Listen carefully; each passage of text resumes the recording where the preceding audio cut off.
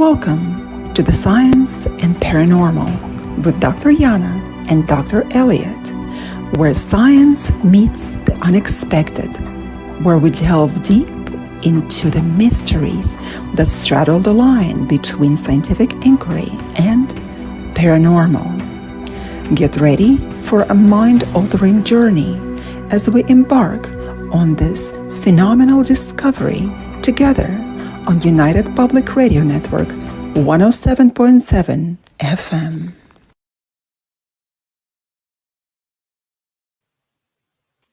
Good evening, ladies and gentlemen. We are coming to you live on United Public Radio Network 107.7 and 105.3 FM. We are here with your hosts. I'm Dr. Yana, and this is Dr. Elliott, with the show Science and the Paranormal. And today we have a magnificent topic for you. Fascinating topic on demonology. Whether demons exist or we have made it all up. Let's find out. It's good to be back. Feels like it's been forever. Why is that? We were just here last week. How come? I know. It feels like it took us forever to get back on. Maybe I was just excited about demonology. We were lost in space. Yeah, no, I just actually finished teaching a demonology course with my organization, Paranormal Phenomena Research Investigation. This fall, we launched an online school called the Psychological Education Center, where we teach online parapsychology courses. But one of the courses that we decided to run was an introduction to demonology course. I've taken a couple of academic courses in demonology, one from University of Glasgow and another one from where was the other one? It was another one over in the UK. It was Glasgow and I think University of Edinburgh actually, which was really fascinating. But no, it was a good course to teach. I know that your students had to write a paper. Yes. So what I had them do was in that course, I had them write a paper on one of 4 demonology kind of well-known cases. There was the Annalise Michel case. There was, I did include the Enfield poltergeist case, even though it was more poltergeist, and kind of have them like dissect it and find out what they thought was, supernatural, what they thought was could be natural phenomena, and then tell me why the case they thought,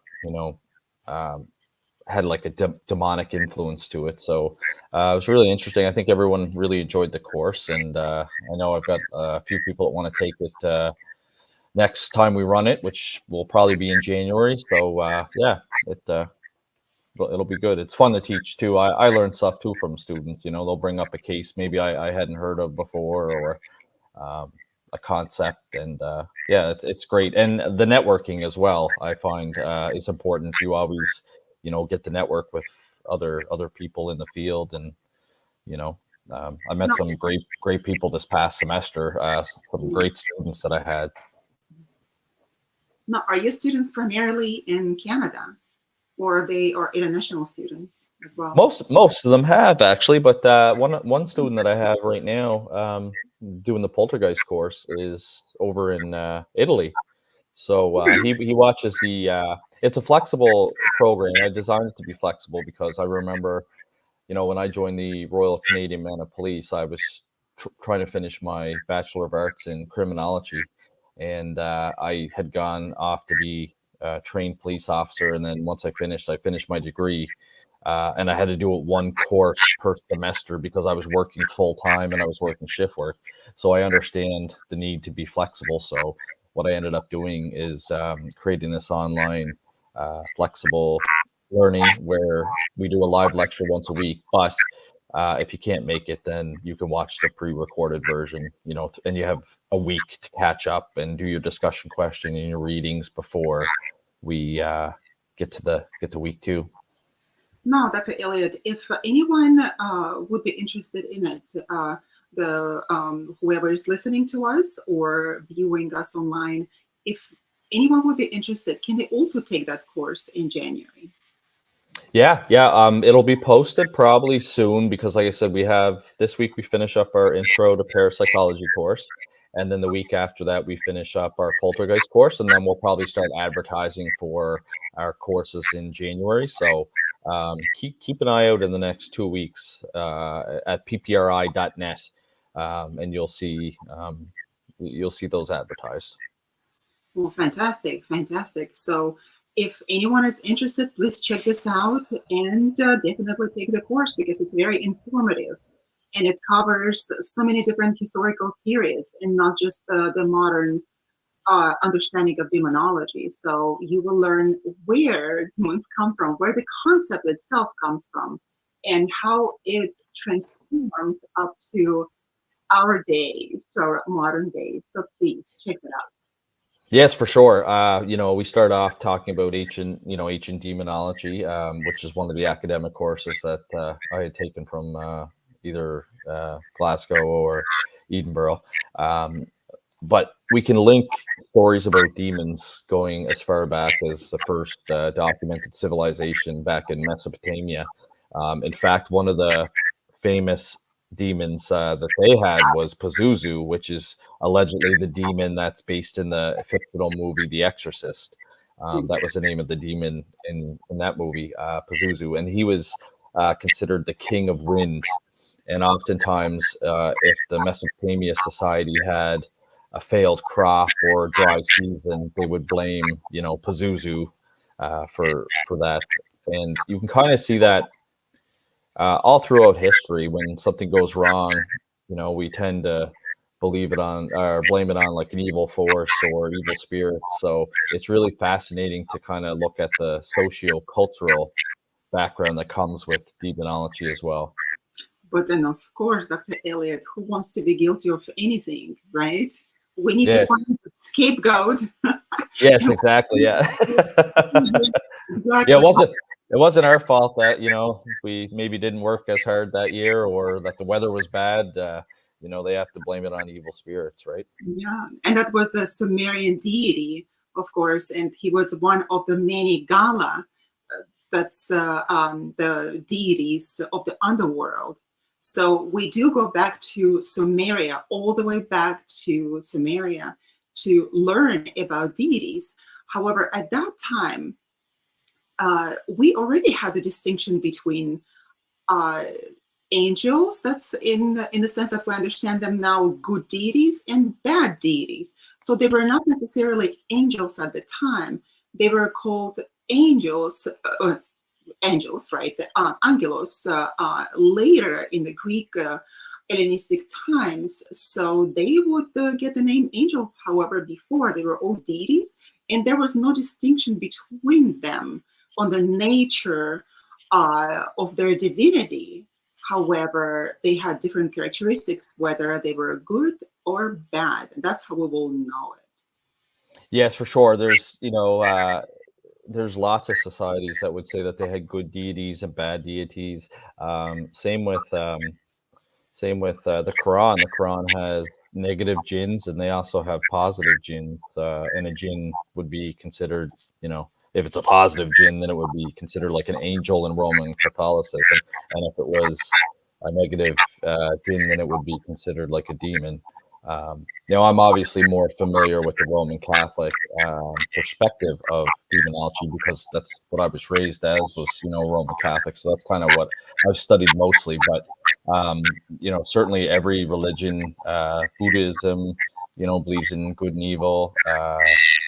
The ancient Egyptians had both protective gods and protective, spirits, and they also had malevolent ones as well.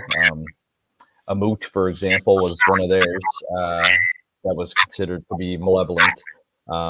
He had a body that was part lion, part hippopotamus, part crocodile, and he would allegedly devour the souls of the unworthy.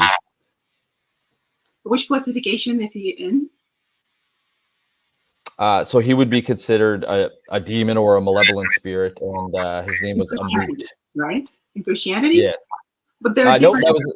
That was Egyptian. Okay. Yeah, This is Egyptian. very similar to Ancient. Confucian demonology. One of them would Yeah. look like a behemoth, right? Yeah, and that would Yes. be them as well. Yeah. Yeah. Yeah. No, Yeah. it's very fascinating. And then we saw a real shift in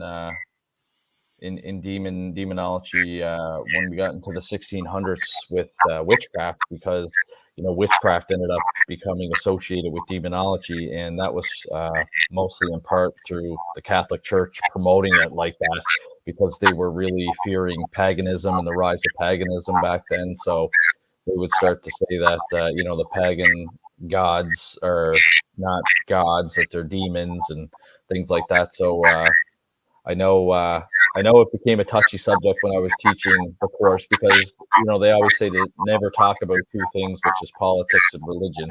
But But nevertheless, you taught the very religious aspect, correct? So when we talk, it's in social aspects, right? If we go and socialize with somebody, yeah, politics and religion probably something that we should stay away from. But you're teaching that subject, and you have already audience that wants to learn that.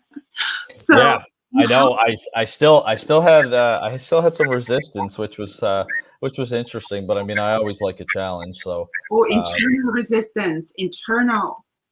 yeah, well, it was funny. The person that had taken the course they didn't believe in demonology, but they were also pagan. So I thought it was kind of interesting. Like, if you didn't believe it and you have such strong, paganism beliefs, like why did you subject yourself to taking the course, right? But to each their own.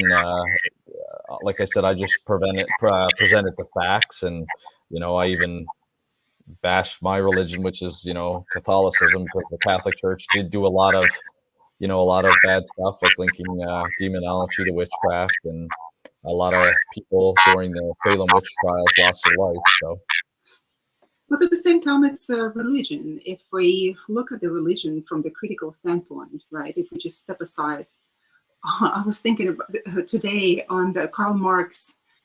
I think he said that the religion is the opium for the masses. I don't know, it just came to my mind. Karl Marx. Oh my God, I never even read him, but I remember. And thank God I didn't have to at the time, but it was the opium for the masses. So if we uh, just blindly believe everything that is told to us, we're not going to go too far. We have to be able to distinguish what is truth and what is not. But at the same time, uh, we are um, preset by our own cultures, families, and societies, and we believe in what we believe. Like you are Roman Catholic, correct?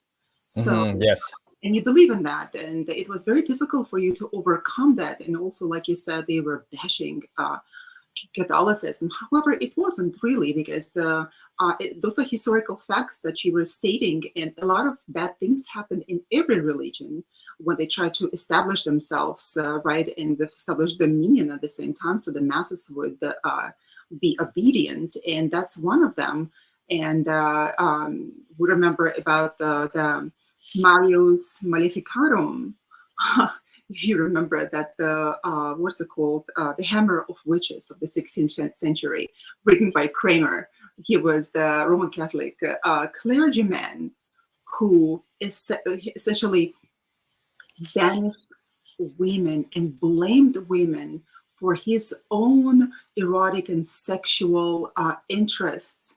And any woman who was a free thinker, who was smart and beautiful, they were all hunt down and burned. And he is also giving some characteristics of demons. I believe that he's um, giving the list of some demonic entities and what do they do to women. And of course, he was talking about men as well, but predominantly it was, there were women. If we look back at the Middle Ages, I am so happy that I live nowadays, people. I am so happy, because otherwise I would have been burned at the stake long time ago, and probably several times. uh, Either yeah, I the think that I information. often think about that, what it would be like to, live by candlelight and a simpler time without electronics. But yeah, you're right. The type of work that we do, we would have been probably crucified. Absolutely, absolutely. Even going back to Jesus times, yeah, that's for sure. So we have to be really grateful that we live in our modern times, even if we don't like them. And we say that every period, historical period, people have always been complaining all these times. There's such awful times, and was depicted in literature uh, that oh we need to change it. The people try to change it on the personal level and the societal level. And what? Now we Mm. live here, and in our times, demons did not really. The concept of demonic awesome did not go away, and we still have it. And if we were thinking of the progress, technological progress that we have. And pretty soon we will have human robots, right? And we won't be able to distinguish between human or inhuman. So, and we still talk about demonology because it's such a pertinent subject. Yeah, There's yeah, the, it is, and I mean, even today in the paranormal television shows or the paratainment shows, um, you know, that's kind of what the networks are looking for. They're looking for scary demons, and you're starting to see more shows about demons and demonology, documentaries and things like that. So it's definitely a fascination by people, whether or not you believe in them. Some people do, some people don't. I heard Father Gary once said, Father Gary Thomas, who was the protagonist for the movie The Ride, where Anthony Hopkins played him. Uh, Yes. he once said that that was so actually funny to me because he probably didn't realize that he said it. But to me, as a European, having European roots, I would understand what he meant by this. And he said the following. He said that in the United States, we have less cases of possession than we have Italians do. Yes. The Italians, I know, started to have their system kind of got overwhelmed with exorcisms at one point, and then the Vatican wanted to run some more exorcism courses because there are proper exorcism courses that priests that are selected have to go for the training. In Correct. fact, one gentleman that we use, he's one of our religious parapsychological advisors with PPRI. His name is Archbishop Plato Angelicus. He did his training through the Vatican as well. So if we have, a demonic case that we need some consultation on, we'll contact him, and he's based in Ontario, Canada. But the interesting thing about that, that the reason that they have so many cases is not necessarily that they do have more of them and we have less here in the United States. Is that it is a cultural understanding that the position does exist in their folklore and cultural traditions. First thing that they would think about that because it is so embedded in their culture that something is wrong and there is some spiritual activity behind it. Versus in the United States, why we don't have that many possession cases? Not because we have less of them, but because we like to uh, diagnose people with schizophrenia, for example, right? We like to give them certain labels, which is perhaps rightfully so in certain cases. But at the same time, if the person may have the case of possession, not necessarily just because it is not embedded in our culture, such beliefs in the paranormal, in the possession, or even in spirits doing something behind the scenes.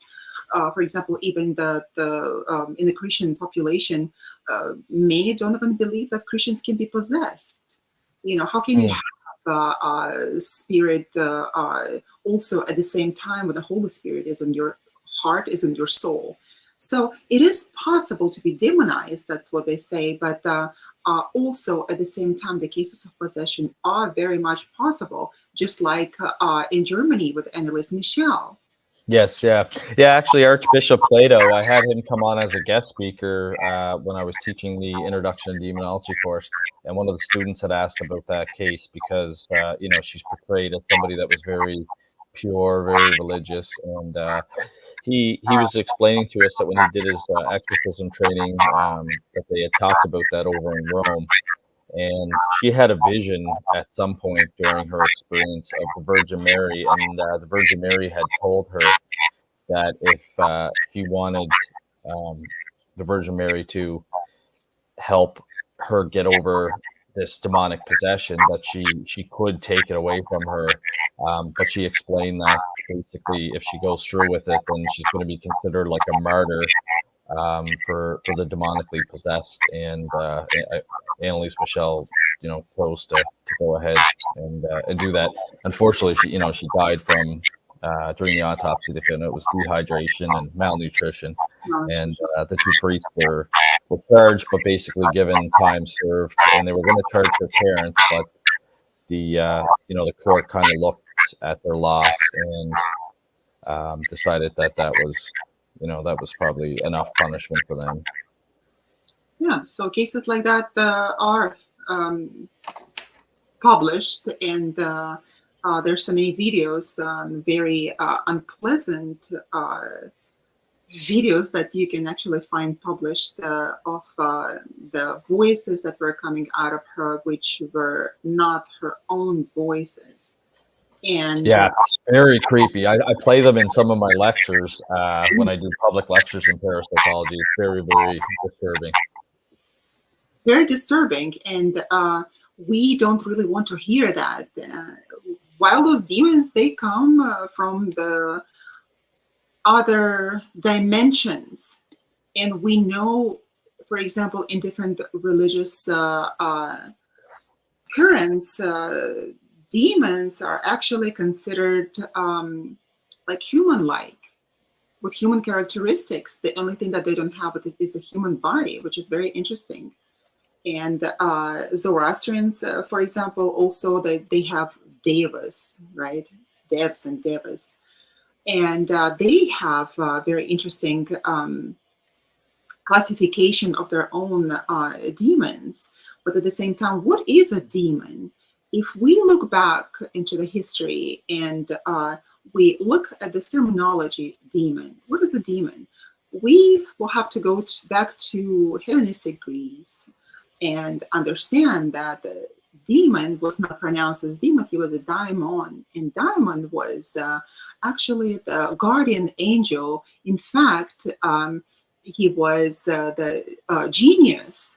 If we just looked at that, he was a genius. And this is where possibly the word, etymology of the word jinn comes from, because it is also in the Aramaic language that the Jesus spoke was jinaya, meaning to hide. So if we look at that, even the Roman genie, right, genius, it's a personal guardian angel. It's a daimon who also can be interpreted as your own personal companion that is helping you, and at the same time also be denoted as your destiny, as your fate. And we have to have this diamond, and we all do, even if we say that we don't. Like, for example, Hillman, in his writings on the acorn theory, says that we all have our own daimon, and that daimon talks about our destiny and the plan in our life, and we need to listen to it, whether we know about it or not. We do listen to it. We call it intuition, we call it anything. Our guardian angels are talking to us, our the other mystical powers, mystical guides that we have, spiritual teachers. So by looking at genes, genies, so those genes. Sometimes genes can be evil if you can't fit in them. They can be demonic. That's right. Like, how come I cannot fit into them? Exactly. So true. Yeah, and the genies, they, like you said, they were neither good or bad.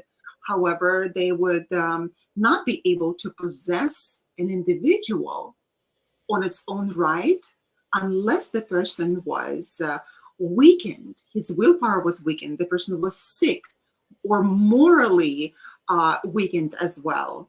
So spiritually weakened, and only then they had an ability to enter the person. So this is what's very interesting. And the gene, it is not a concept that was produced in Islam. It was a pre-Islamic concept, and possibly came from Babylon and from Sumeria. So now we look at genie, and genie is such a nice, interesting thing that from the Hollywood movies, life is good, you know. But at the same time, if they were to see a real genie, they would be, oh my God, get away from me! I don't want to see you. Yeah, it's interesting because I mean, obviously, like you said, the definition of demon can be very broad because it depends on cultures and religions as well. Different cultures have different kind of their, perceptions, and religions have different perceptions of what they are. Like I said, in Islam, there's good and bad. In Christianity now, when we talk about demons, it's all negative because if we were talking about positive demons, then it would be angels. Um, and yeah, no, it's very fascinating. Most of it has to do when you hear about demons, though, it has to do with evil and negative kind of connotations. I know. I also think that there was a lot of misunderstanding of mental health back in those days as well, like the ancient times, and even even mid-century, mental health wasn't really understood because you would talk about schizophrenia, and there's other kind of disorders as well that mimic demonic possession. Like even though it's not a disorder, but epilepsy has often been associated with demonic possession because people, look strange when they're having a seizure, and people didn't understand that, so they thought that you were being possessed by an evil spirit. So we've certainly come a long way. I find it interesting that we still have people like Dr. Richard Gallagher, that's a psychiatrist with Columbia University. We had him come and speak at the 2023 Halifax Paranormal Symposium. And, he is a psychiatrist that believes in demonic possession and believes that he has screened people medically and psychologically and not found a DSM-5 diagnosis or a mental health diagnosis for them. And, when he does come across that, he recommends, the church go ahead and continue down the road of ordering an exorcism. And he wrote a book, Demonic Foes, 25 years of investigation in paranormal cases that have everything to do with the immediate possessions. And of course, that he would not be involved otherwise. Yes, he talked more on a broad sense at the Paranormal Symposium, but he did mention that he had one case. I think her pseudonym is Jenny. I think he calls her Jenny. But he did say that Blumhouse Productions is interested in making a movie about it because it was such a pretty wild case. So I purchased his book when we had our symposium. I just have to find the time to sit down and read it. That's wonderful. That's wonderful. But the interesting thing about him is that he is a renowned psychiatrist, and he was actually hesitating even publishing his book because at the time that he was thinking that how could a person of his stance, of his professional stance, be thinking about demonization, demons, or even possession cases, because the scientific community would never understand. But at the same time, he was so persuaded with all those cases that he was necessarily the immediate part of them, right? That he said, I'm going to publish it because there is an audience for that. And he considered that serious enough and weighty enough to publish it. And he didn't care of the scientific community or what they're going to think of him. And of course, I'm sure there was a lot of upheaval about that. How could the mainstream psychiatrist publish some nonsensical thing like that, which is called pseudo scientific writing, right? But nevertheless, if we look at a person like him, and if he wrote this extensive publication on the demonic possessions, that there is something, even for the very skeptical mind, to look into that and say, listen, he is a psychiatrist, and psychiatrist here in the United States, teaching at the medical college, right? Yes. And that lots of people should be even checking out his book, because it comes from the first hand experience. So It does, yeah. And Demonic Foes, it's called. You can get it off Amazon. And it's interesting because a lot of people at the Paranormal Symposium were asking him how he makes a determination between mental illness and demonic possession. And it's pretty much the same thing that we teach, in demonology courses, is you look for the supernatural phenomena that mental illness cannot provide. Such as the superhuman strength. We often hear about, a very small, petite person being able to fight off 6 or 8 nurses at the hospital, speaking unknown languages that they haven't been trained in, or have no way of, speaking fluently, having future knowledge. And some of the mediums kind of started questioning that. They're like, oh, does it, like, I'm getting future knowledge because I'm a medium, does that mean that I'm demonically possessed? No, we're talking about things, that they shouldn't know. There's been times where exorcisms have been told things about themselves that the person that is having the exorcism done shouldn't know. Kind of, that is yeah, the case. kind of future abnormal knowledge. And then, of course, another big one is aversion to sacred objects or symbols. So any religious, texts or symbols or artifacts, anything like that, people can have a very adverse reaction to. You discussed change of voice in Annalise Michelle. That's another kind of sign. Levitation, obviously, that's nothing to do with mental health. That's a paranormal phenomena that would fall under mind-matter interaction or psychokinesis. A very specific and change in behavior. So somebody that personality just seems to really switch and become aggressive or violent, want to do self-harm or harm to others. And then, of course, like we said, the change in attitudes and beliefs and their behavior. And I've seen some of those. I worked a case in Exeter, Rhode Island, and there was a little boy that was being targeted by an evil spirit or a demon. And we saw some of these things with him. He started, his personality completely changed. He started to be really nasty to everybody. He was only 4 years old at the time, and I'll never forget. He was a sweet little boy before all this started to happen. And he asked me one day. He said, "Do you like Jesus, Elliott?" And I said, "Yeah." I said, "I like Jesus." And then he looked right at me and he said, "You're gay." And then we started getting calls from the school. The mom was getting calls from the school saying that his behavior had changed, that he wasn't washing himself after he went to the washroom. He was like hissing at people like a snake, which is another, kind of symptom when people are acting like a serpent and acting very strange like that. There was one time I actually did it. Some holy water from the church we had. We made the sign of the cross on his forehead, and his nose started to bleed. Never had a history of nosebleeds. Never had a nosebleed before that. Never had a nosebleed after that. It was just that one time.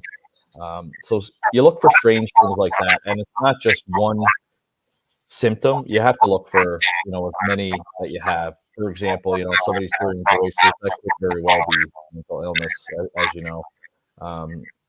So you gotta kind of look at the whole totality of the situation. Totality of the situation, exactly. I have a question for you. Mm. I would really like to see your opinion on that. In possession cases, there is this aversion to sacred objects, right? But at the Yes. same time, this is very interesting that the sacred objects did not exist at the time of Jesus. If we look at that, yeah, the sacred objects, they existed in Judaism at the time, but then there were no sacraments, Christian sacraments at the time, and Christians did not become a religion up until much later. There were different sects, of course, up until not the 325, I believe. So the church devised those religious rites, right? And Yes. also the sacraments. So I remember, in conjunction with that, I remember that I was in the church one time, and it was years back, and I was so surprised as the service was going on. There was a Russian Orthodox church. As the service was going on in the singing and everything, I saw two demons entering and coming so close. What is it called? Right to the doors, when the doors are closing. What is it called? In Catholicism, it's also the case, right? I think. In any case, all the images of saints and angels. Right. And both of them, they just came and sat right next to it. And they could not care less. They just sat, and I could see one of the feet dangling in the air. This is how nonchalant they were. And I looked around, and nobody else could see them. So later, I asked the priest, and I said, how is it possible for demons to be able to enter the church? And he said, so what? They want to come and check things out. For them, it is also so interesting what is going on in the church, and they come. And to me, it was such a revelation that they were not at all afraid of any religious artifacts. Mm. So, Yeah, well, it's fascinating that you mentioned that, because most people probably from TV believe, that an exorcism is probably performed in one's bedroom, but it's actually not the case. It's almost as if you're taking your child to be baptized. Most exorcisms are actually performed in the church. So it would be kind of the same concept. You're bringing a male or a female individual into the church to be exorcised, and they can enter that church with the demon inside them, and not for lack of better words, burst into flames, like on the movies. They can come into the church. So yeah, no, it's very fascinating. So some of the things that they'll do is, they'll splash them with holy water and or regular water, and kind of see what their reaction is. There have been cases where people are possessed and they react, um, you know, as if the holy water is like burning them, and it's not holy water; it's just tap water. Um, so perhaps it has something to do with belief. The power of belief is very powerful. So we use it all the time. We think positively and we attract positive intentions. So if the demon is being sprayed with water and they believe that it's holy water, perhaps it's a placebo effect for them. That's one theory. that is so Other, interesting. That's the could be placebo effect. That is fascinating to me that yeah, you're no, saying that, and I'm certainly so could glad be. you have Um, an opinion. I've always been curious on how is this possible. yeah, Because if we look back, for example, at the say the 18th century, there was the Christian mystic Emanuel Swedenborg, and he was a theologian. He was a Christian mystic, and he was a scientist.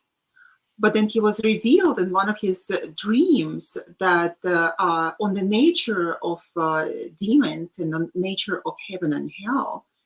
And to him, the demons were identical to humans. This mm, is so interesting, but to him, it was really the separate two things of the heaven and hell. Whereas William Blake, his contemporary, and we all know him. He, in fact, with the visions that he had, and he made fantastic pictures depicting the hellish realm. He said that he came to the conclusion that there is no distinction between heaven and earth, and all of the entities that are presiding, we think, somewhere in heaven or hell, which is under earth, they are all together in one space. And it is all done for the benefit of humanity somehow. So if we look at the demons and the origins of them, like we have discussed already, that they did not have, that there was no distinction between their nature, divine nature. They're just like, there was a plus and minus put to them. Some were evil and some were good. But at the same time, if we look at the classification of demons, of different classifications of demons, we would find, like, for example, even the Ars Goetia, right, to the Lesser Key of Solomon, from the Testament of Solomon, which is, of course, was not the book that was included into the Bible, but at the same time, it was very interesting classifications of the demons, and how King Solomon actually built his temple with the help of those 72 demons. Now, there was also another classification called Pseudomonarchia Demonium, and that was also written in about the 16th century. However, they don't have 72 demons, they have 69. So all of the different classifications, they can have a different number of them. But then if we look at it, demons, a lot of the demons, what they're called demons, they have positive qualifications, and also they have negative qualifications. So, for example, if we look at the Kabbalistic tradition and the system of Sphirot, the tree of life, if we look at that, then there are 72 angels, and also as the opposite, as the root system, if we look at, would be really the mirror image going into the underworld. There would also be 72 demons as the opposite of 72 angels. So, as the Hermetic tradition says, as above, so below. So it could be just one entity with different characteristics of positive and negative. And one of the more modern characteristics of demons actually does state that. So they can be positive, they can be negative. And the negative, in fact, they're a part of our soul. They represent our shadow. So speaking in scientific terms, by Carl Jung, we need to be working with our shadow and overcoming it, bettering ourselves and becoming good people, overcoming all of those passions and evil inclinations. And by doing that, we will be ascending by working through our shadows. So that is the path to enlightenment. So it was so interesting to me as I have been researching demons and what they are, because at the very beginning of our civilization, for example, they were the fallen angels. If we look at them, the fallen angels, as we understand from the Old Testament, they were, the origin of them was in the Sumerian tradition, coming from Anunnaki.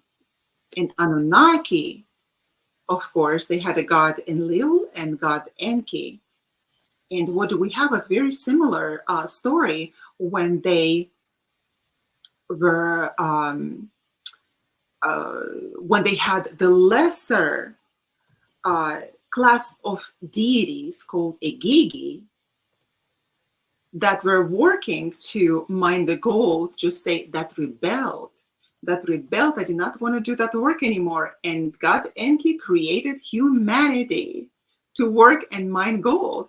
And when, that's right, yeah. And what's funny about it, that they were considered deities, gods, in the early would be the old Babylonian period, right? That would be considered God and positive. But then in the later Babylonian period, there would be the gods of the underworld.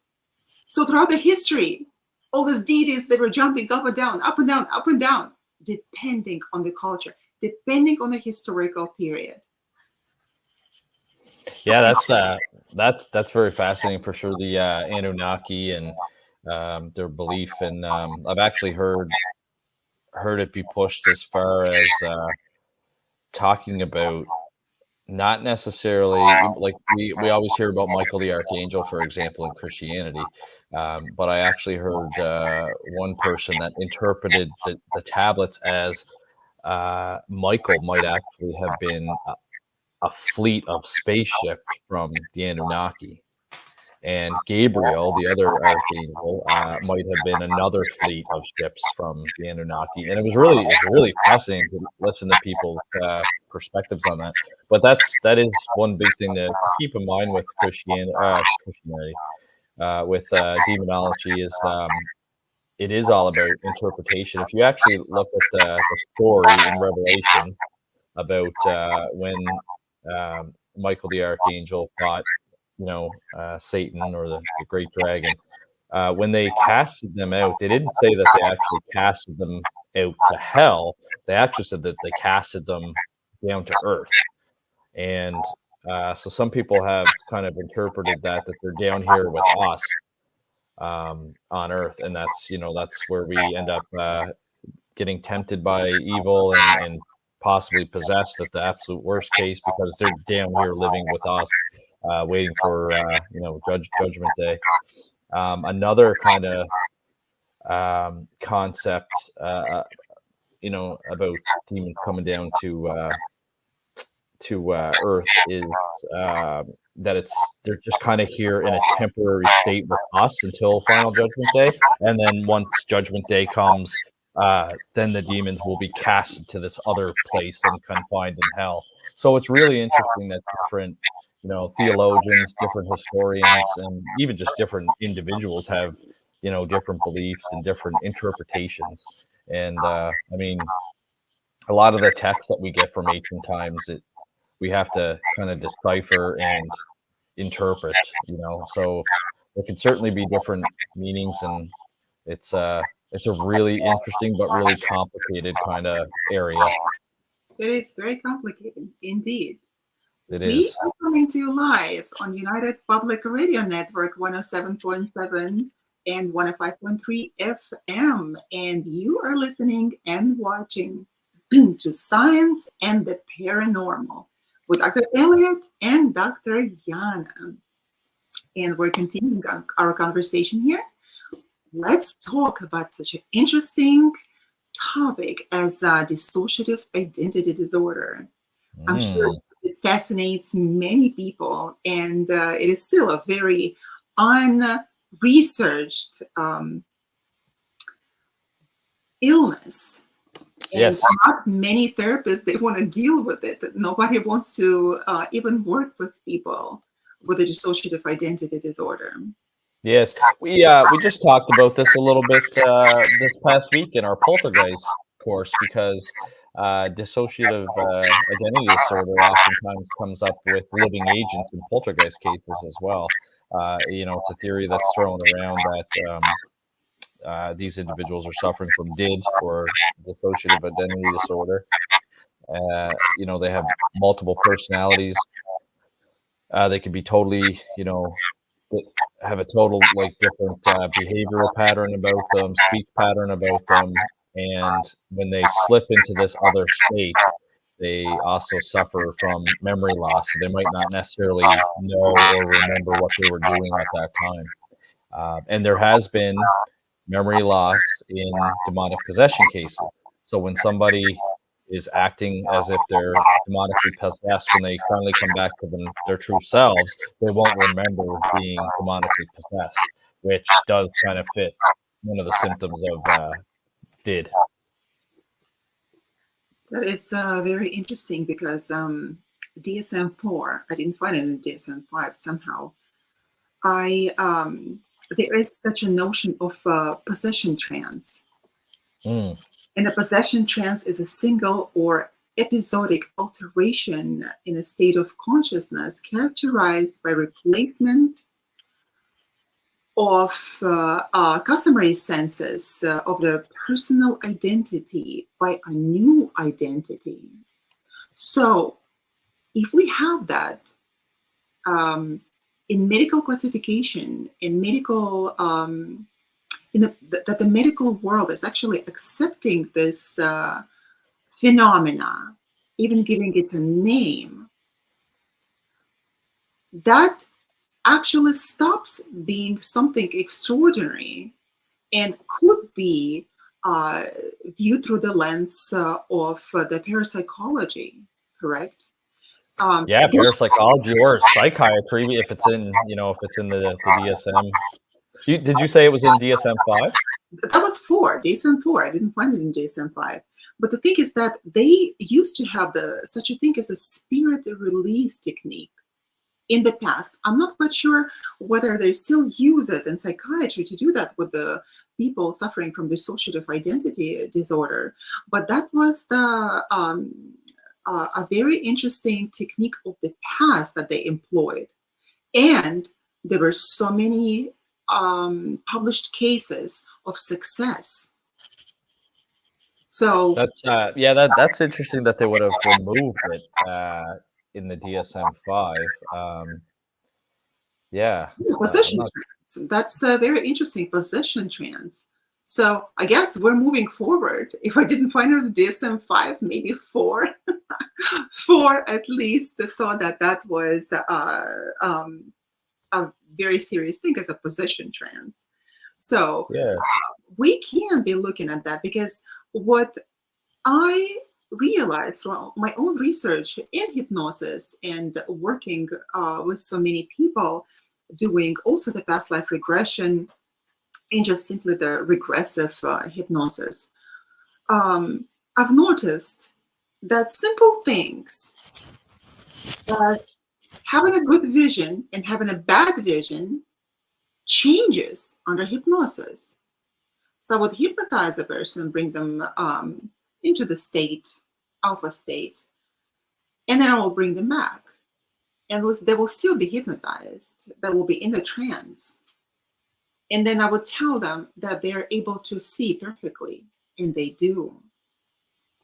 So, what happens under hypnosis? Because if we were to hypnotize people with dissociative identity disorder, which has to be really approached with caution, um, with an attempt to integrate them that way, that probably could be a potential success there as well. And of course, that I don't have that much of expertise here, but I know that under hypnosis, people that were hypnotized, they were able to perform completely differently than they would otherwise in a normal state of right. consciousness. They would also be able to have not such superhuman powers, but they would be even their cognitive abilities would be enhanced. They would be able to tap deeper into their own reserves, intellectual reserves, and even physical reserves, and be able to do things that they were not able to do otherwise. Hmm. And when I I'm just reaching out, I just did a quick research uh-huh. on why they removed the possession trance from DSM-5. So they claim that it was as a part to be more culturally sensitive because there are some cultures that participate in religious and spiritual practices that involve possession trances. So they actually had removed it for cultural sensitivity. You know, they remove the cultural sensitivity. They removed possession trance because of cultural sensitivity. Yes. Okay, this is very interesting because I remember that the what is this PMS that women have, for Pete's sake, once a month in the DSM-4, I believe it was considered a mental illness. So whatever that they put there, whatever take it away, is not necessarily the indication of them being correct. So Yes. it is not a mental illness, damn it. It is not a mental illness. We women have to take a stance. It is not a mental illness. That's Supernatural interesting. syndrome, that is That's just not supposed to be. So this is very interesting that even if they took it away on the cultural implications, it yes. does Yeah. not remove those cases from every single culture of the world. All of them. Yeah, yeah, exactly. You'd have to take it into context, if you're dealing with like an African tribe or something like that, or some sort of tribe that, does very religious and spiritual practices, then yeah, you have to kind of separate them from, just your typical person that might walk in your door that is But then suffering we from. don't go to Africa and we don't do our research there, right? So for Mm, what we have done, one of the studies was done with 236 cases, and they have discovered that, okay, so they interviewed people, and 86% of the altars were children, helping spirits were 84%, demons were 29%, dead relatives 21%. So if we look at that, they will tell you what they are. Now, there's the question whether we medically believe them or not, But dissociative identity disorder comes to 1.5% worldwide. And it doesn't matter whether it's the United States, whether that's in Italy, or whether that's in Africa. We still have all those cases. However, nowadays, my fear is that with all the woke culture, my fear is that even with dissociative identity disorder, with a tendency of um, preserving the identity of people and really believing their personal narrative, whether that is also going to fall into that category, and the clinicians would be treating identity disorders, dissociative identity disorders, as such as having the right to exist on their own without trying to integrate them. So I've been thinking about that. Maybe that's a crazy thinking, but that really crossed my mind several times. No, I don't think it is crazy. I mean, we live in a cancel culture kind of society now, and we're trying to remove parts of history. We see that with removing statues and changing street names and things like that. Well, you can't really erase history or hide history. You have to learn from the mistakes, and I think it's important to share everybody's side of the story. So, yeah, it's interesting that they would have removed that, Yeah, based, so that's you know. food for thought, right? Exactly, the cancel culture. We're canceling that as well. If we look at schizophrenia cases of 1 in 300 people, and it's increasing somehow. Nowadays, it's increasing the numbers. That would be 0.32% worldwide. And what does this make? 24 million people. And of That's a course, lot. we have less cases in the United States that put people into hospitals, right? Because they become a threat to themselves and threat to the society. And we don't necessarily look into religious component. We don't have this frame of reference from which to walk toward the understanding of schizophrenia, either to let those people tell their stories or actually allow them to go to those spiritual emergency places where would be under the observation for several days, a week or two perhaps. So that is a Yes. possibility, but not nowadays, because our pharmaceutical field, so to say, is gonna become really poor if we just take it away from them and not use medication. So Yeah, and schizophrenia, like you said, in terms of human history, it's a relatively recent, you know, diagnosis, really, if you think about it.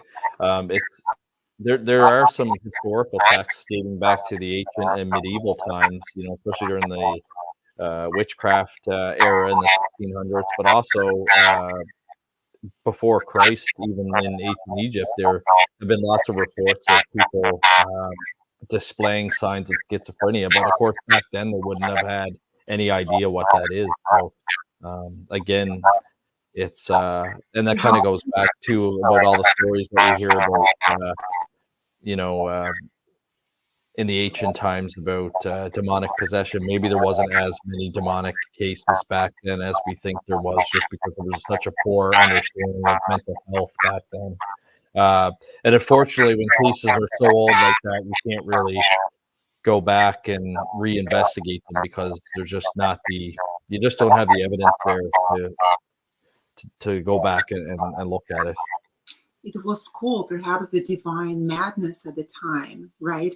And if you look at the culture, and I know that it's in the Slavic culture a lot, the fools in the literature, I have a background in literature, so that very interesting observation that I had is that the Russians would have concept of a fool, and the fool was close to God. And of course, if we look at the scripture, biblical scripture, it would say that the fools are close to God, right? That God helps those who are poor in their spirit. And not necessarily those people were so stupid. They were not dumb at all. They were called fools. But at the same time, they were divine fools through whom divine wisdom was flowing to people. And they were considered actually with respect. They were respected people. Not necessarily that they would have any position in the society. This is not what I'm implying. They lived on the street. They were essentially homeless.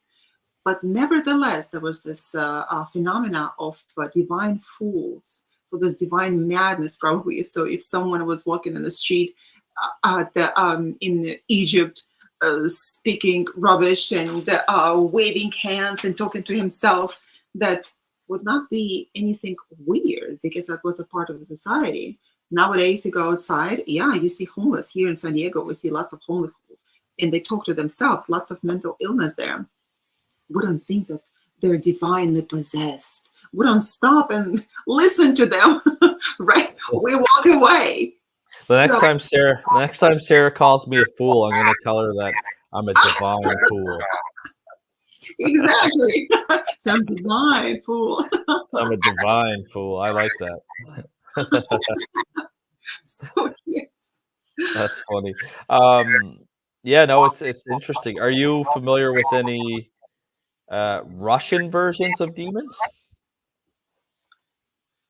Russian, there is a Christian classification which is Catholic.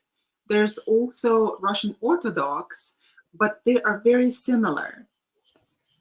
They're very similar. I don't know particularly of a separate classification, demonic classification, but I know that it does exist, and but not. I'm not too familiar with that. I know there's a lot of literature on the lives of the saints in Russian Orthodox tradition.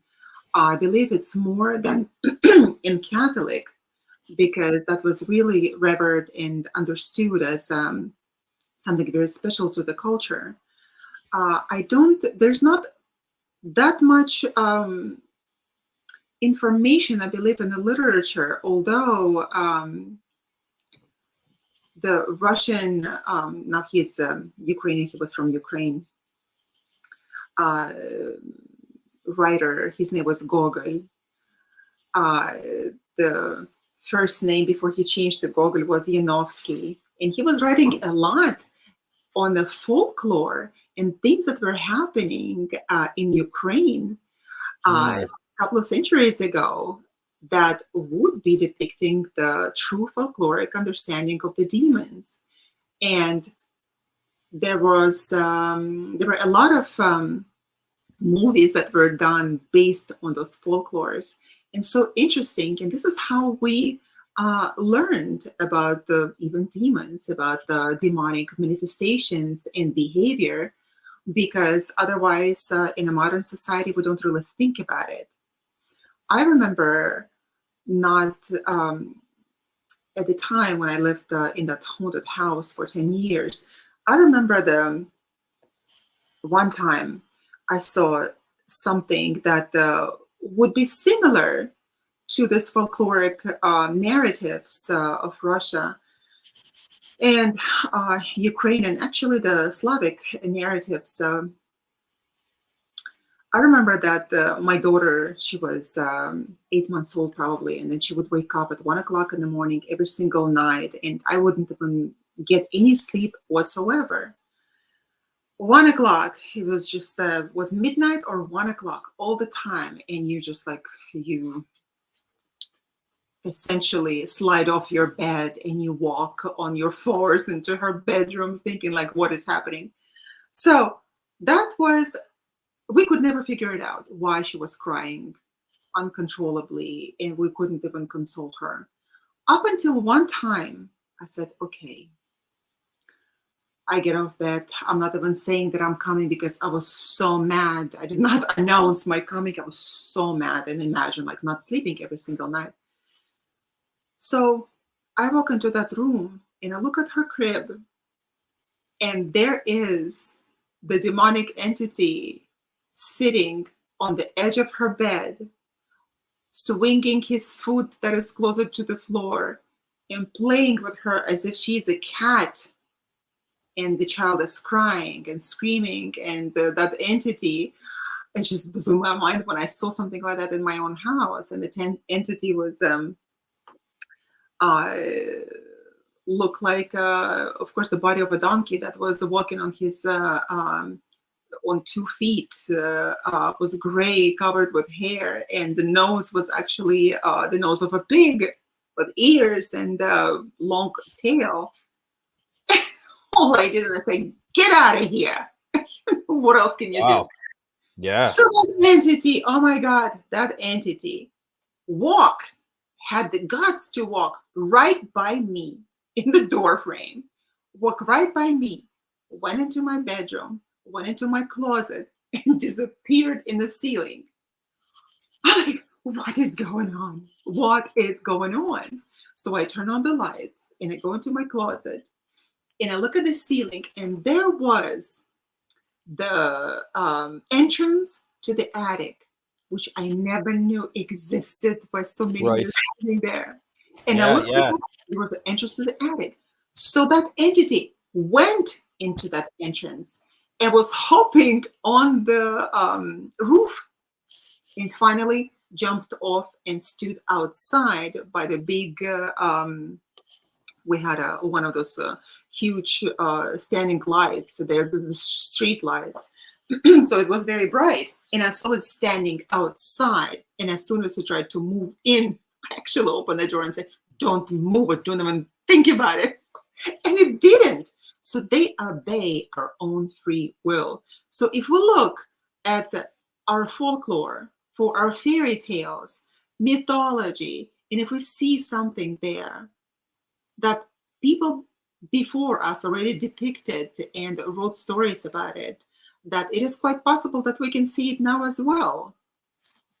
So Very, yeah, very interesting. And like you said, with folklore and mythology and religion and cultural values, it all gets passed along, and sometimes it slightly changes. But there's been so many reports of creatures with like kind of like half human, half animal body parts. Like I'm thinking of the Wendigo, for example. That's often reported in Native American cultures. The Wendigo kind of looks like kind of half, a little bit kind of like a human, but it also has like big antlers and yeah, just like very almost like hoofs for feet. And I think there's actually a Russian kind of like version of the hag or the witch, and I think it's called Baby Yaga. Have you heard of Baby Yaga? not a baby Yaga. Dr. Baba Eric. Yaga. Sorry, Baba Yaga. Baba Yaga. Baby Yaga. Yeah, that sounds too cute. Yaga could That possibly sounds be too was a cute. baby at some Yeah, point in time. that sounds too cute. We have to make it sound a little bit, yeah, evil. Yeah, Baba Yaga. Well, I Baba Yaga believe it. is the head, but at the same Believe it time, has like chicken legs or something. she lived in the tree house essentially that in a hut that had chicken legs. That's true. But the Yeah, thing yeah. is that over the centuries, that story, uh, which originally Slavic story, we call it pagan, which nothing pagan to me, right? The Slavic mythology and traditions before Christianity, she used to be young, beautiful woman who cared for the children, who cared for the sick, and she was so benevolent. And people would come to her when they were sick. She would be treating them with herbs. And then with the coming of the Christianity, lots of mythological stories, lots of folkloric stories, they were changed into very negative characters, like, for example, this Baba Yaga. We call him Yaga, and somehow it is the stress is falling on the first syllable, which is wrong. Baba Yaga. So she used to be this young and beautiful goddess, which was changed later. Mm. And see, that's the problem with demonology as well, is we don't know what the original information is. Like, here's a character in Russian folklore, like you said, that was, uh, not malevolent. They were benevolent, beautiful, good, and then all of a sudden it gets changed to it's actually a negative entity. It's kind of referred to as a hag. Um, you know, so it's very difficult to kind of come to conclusions on things that are so historical. It is very difficult, Yeah, difficult task. if we look at the religions that came after the previous religions that ceased to exist at the time, they were based their mythology on the mythology of the previous religion. Or, of course, like about the syncretism, that they would be taking the deities of other religions and syncretizing them with their own. And of course, they would have some characteristics of the one that they used to have. Like, for example, if we look at the Canaan land before the Jews came here, that was their promised land. If we look at that, a lot of the deities that existed in the Canaan religion were adopted by the Jews later.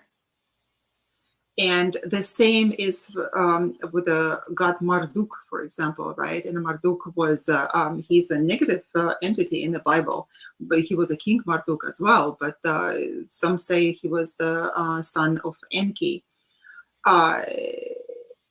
If we will be tracing them, well, of course, comparative religion does it all the time. If we look at that, we will see that some positive deities migrated over centuries into this negative entities called demons. Mm. The kings, previous kings, they will turn into demonic entities as well. So when they had positive connotation, they would have the opposite, completely opposite. And of course, the culture that would come later in the generations that would come up, they will all believe that it's negative. Yes. You know what? I think they had that cancel culture back then too,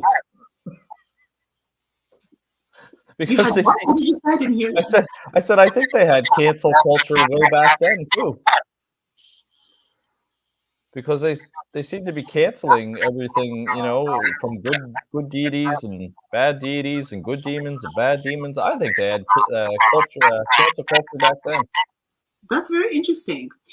One time, as I was doing my own research and I was drawing, and I like to draw. So when I have visions, I would just draw whether they come in meditation or in prayer. I would just make a drawing, or even whatever I saw in the homes of those people that I would investigate, and even my own, or the cases that I would investigate with people, not necessarily that go into their homes. I have noticed that. Hold on. What Yep. did you notice? It just the thought just left me. It's demonic. It's demonic. It's oppression. What did I notice? What did you just say? Oh, the canceling, right? The canceling. Yep. Oh my Cancel God, the canceling culture. Yeah, it just slipped my mind. Went to the unconscious. culture. Can you imagine that? Well, it will come to me. Can't believe it. Um, hmm, Canceling. In any case, it will come to me. It's only 8:25 my time. I know. It's 12:25 a.m. my time. And you're nice and alert. I'm already like falling asleep. My brain is I like, I don't want to talk. I Let know I me had a be. couple of coffees. I was excited to get on here and talk about demons, and yeah, it's good. With demons, it can be funny, but at the same time, it can be really scary to us Yeah. humans because we don't have any frame of reference. Oh, I remember that. Oh my God, I remember that. Before I forgot, I'm going to shoot it. So, what happened is that I would be drawing them, right? And then all of a sudden, I was in Barnes and Noble. It was Mhm. years back. I was in Barnes and Noble, and one of the big fat books on the display was called Demonology, Demons. And I'm like, I don't really like it, but let me just look inside. I don't like it, but it was battling with myself, but I'm gonna look inside. I looked inside, Dr. Elliott, Yes. and to my horror, I understood that a lot of the entities that I had seen myself were depicted already by other people and published. Mm. So we can't really, we can cancel it out and present it as good only probably in the context that demons, what we call them, can also have positive characteristics. A lot of them in many demonic classifications, they have positive characteristics. They teach science, they teach math, they teach people how to write poetry, poems, literary. Um, that's it. My brain said, I need to go take a bath. I need to go have some warm milk. I need to go to sleep. So while those demons can do some nasty things, at the same time, a lot of them do have positive qualities that teach humanity to progress the science forward. And now, when they teach humans about it, now what do we have to do to pay for that knowledge? Perhaps, like in fairy tales, we have to pay for that knowledge, correct? And we Yes. pay maybe with our genius, and the genius nowadays they just considered some exceptional intellectual qualities, correct? When it was given to us, most certainly so, given to us by our own genies, whether it's genes, genies, or a daimon, our personal angel, guardian angel, whatever, you know. So it's fascinating, of course, and I'm not asking people to go out and just seek demons and ask them to give them some, to make them the first scientists of the world, because this is not going to happen, right? Um, we have to be very careful dealing with them. However, even in the, for example, Jewish depiction of the jinn, and they also had that concept which was called shedim, right? They also had so many different characteristics that were from different cultures that collectively became jinn, became shedim, right? So, Yep. what did the clergy do in order to help people? They were getting their names of those genes that are in the people, right? And now we call them demons, and that they were a gene at the time in the entire region. They had to get their name, and believe it or not, all those genes, they could also have different faith. They could have Islam, they could have Christianity, they could have Judaism, which is fascinating to me. I don't know who came up with that idea, but it's so fascinating. And they were negotiating their exit. Well, Negotiating.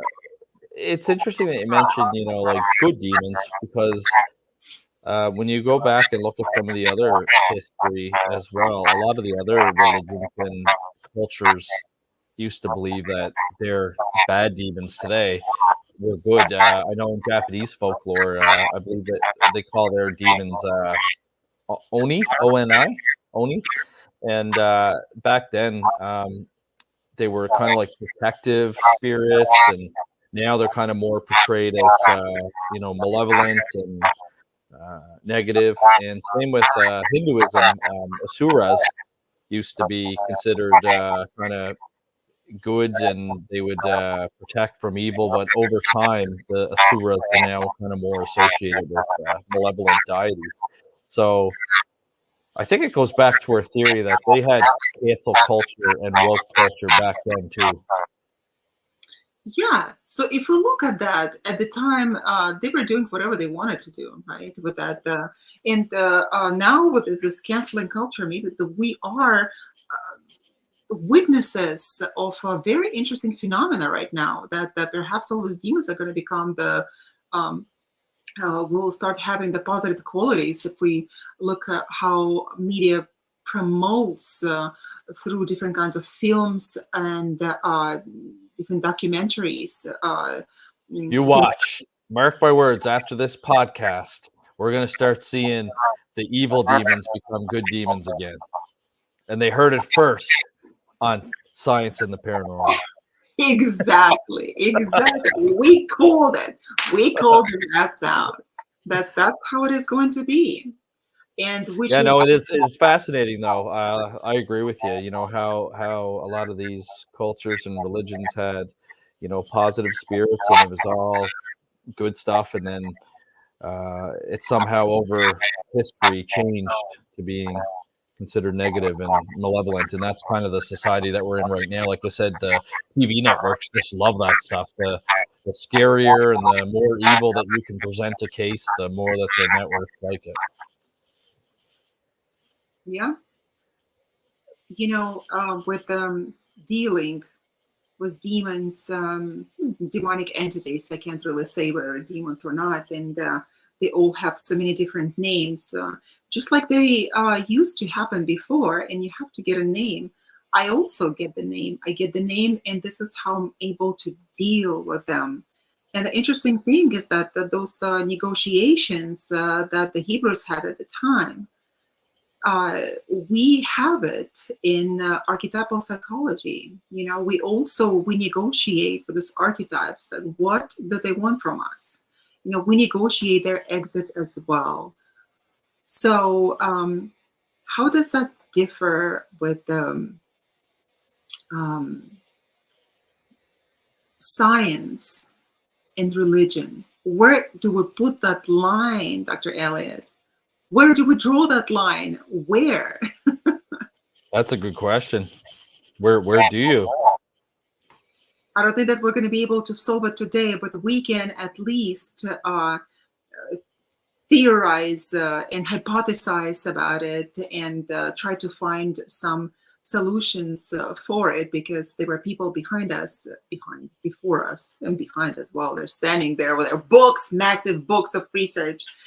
And we are based, our own research is also based on their writings, right? And whatever they could have dug out, and they did. And that's how we can come to understanding of what we know now. Yeah, no, that's very true.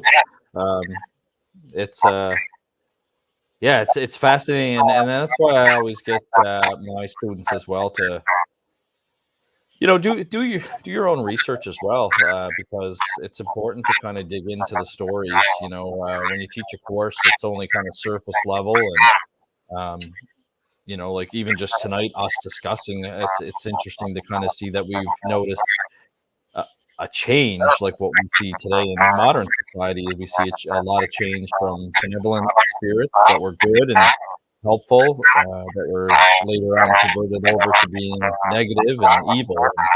And, you know, who's right, and who tells us that it's right? That's absolutely true. It is very important to also understand that all the great teachers throughout the ages, they never said, follow me and believe me, what I said. They would also always say that this is my story. This is how I see it. This is how I believe it. Find your own way. Even Jesus never said, follow me. He said also, be a good person, but believe in God, my Father, for in his case. But at the same time, he did not create that cult of Jesus that became Christianity. So they would all say, find your own way. And if we have listeners and viewers as well, I would really encourage everyone to start thinking on their own and not actually believing everything that you see. Have a critical mind. If you, for example, see something, or through the prayer or through meditation, that something comes to you, write it down, do your own research, ask, but be very careful. We have to always protect ourselves before we deal with any type of negative entities. And there's so many different ways. Perhaps we can discuss them in the future episodes. But I wouldn't go and start communicating with them and asking them for favors. Because that would not be the right thing to do. And Dr. Elliott is going to tell you that this is the case. Don't do that. Don't do that. Otherwise, Yeah, and that's the thing. If you believe in modern demonology today, you'll often hear a lot of stories about, especially when you talk to exorcists, that once somebody is exorcised from possession, they kind of have a void in their life. They almost feel like they're missing something because that entity, even though it was negative and causing them a lot of chaos in their life, it kind of filled up some sort of void that was in them, some sort of void that they had opened up to receive that demon at some point.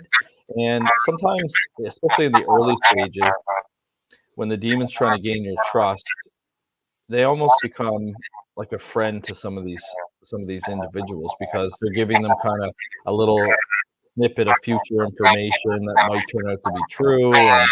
And we often hear about demons presenting themselves to children as another child. They'll take the form of another child, and they do things to kind of gain your trust. So it's definitely something you have to be concerned about, communicating, with spirits and things like that, because we don't know really who's on the other side. we And don't. even from talking to mediums, when I interview mediums and talk to them, I know that they can kind of sense whether something's a male energy or a female energy. But when asked, if somebody was a prankster, for example, and you could tell that they were like a male entity, um, are you able to exactly tell that that entity is John Smith? Because they're the ones, the spirits are the ones giving them that information. And they oftentimes, the ones I've spoke to, say no. Like, I can just kind of tell that it's a male entity, and you can kind of sense like whether they're good or bad. But if you had like a trickster on the other side, they could be feeding that medium, false information, and then Absolutely. that It happens all the time. gets inherently fed back to the investigative team to kind of throw off, could throw off your investigation. So, um, like Dr. Yana said, you always have to have that critical mind. Have a critical mind, or actually find some professionals if you are in trouble. If you think that you're having some sort of problems in the spiritual world, or something is bothering you that you want to get solved, find the right professional, people who know. And I don't disregard psychics at all. What I'm saying is that find the one that is trustworthy, who Yes. actually knows what they're talking about, probably by reputation. And it's not, you have to be also watching how much money you're giving them, because there are lots of crooks out there. And by just calling the psychic, even on the phone. I just recently had a case like that. The person, a young man, called the psychic on the psychic line over the phone and asked some questions. Before you knew it, oh my God, she was threatening him because he did not want to subscribe to her services and buy $2,000 rock Oh, stone. wow. And she cursed him.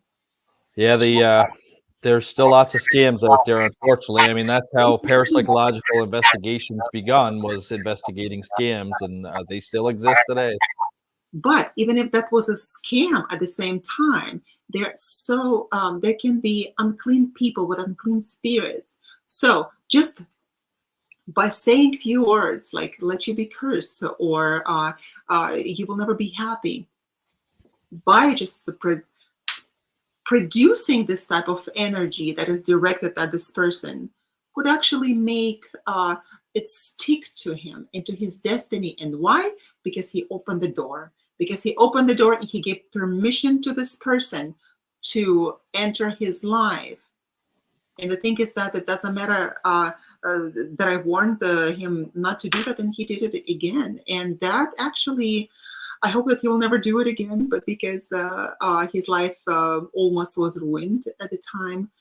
But we always have to be careful, always have to be careful who we're talking to, whom we're getting the information from. Absolutely. Not dabbling into the occult if you don't know what it is. Absolutely. I agree with that. Because everything is real. Yeah. Well, we have had such an incredibly interesting conversation, Dr. Elliott. We have. It was very, very, very fascinating, and yeah, hopefully it resonated with some of our listeners out there.